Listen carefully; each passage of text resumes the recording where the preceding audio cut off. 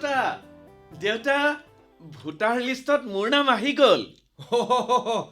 বৰ ভাল কথা। লগে লগে কিন্তু তোৰ দায়িত্বও বাঢ়িল। মানে তই এতিয়া এইখন দেশৰ এজন দায়িত্বসম্পন্ন নাগৰিক।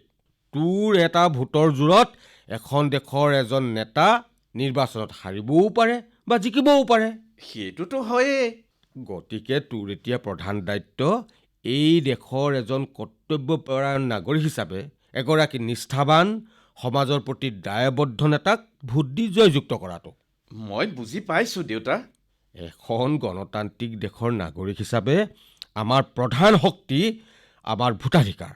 গতিকে আমি সজ্ঞানেৰে আমাৰ বিবেচনা শক্তিৰে কাক আৰু কিয় নেতা হিচাপে বাচিম সেইটো বিবেচনা কৰি এখন দায়বদ্ধ চৰকাৰ গঢ়ি তোলাত তোৰ নিজৰ ভোটটো দি সহায় কৰিব লাগে। নিশ্চয় দেউতা, এজন দায়িত্বশীল নাগৰিক হিচাপে সেয়া মোৰ কৰ্তব্য। বৰ ভাল কথা।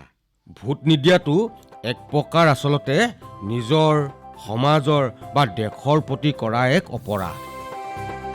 আপোনাৰ ভোটটো মহামূল্যৱান।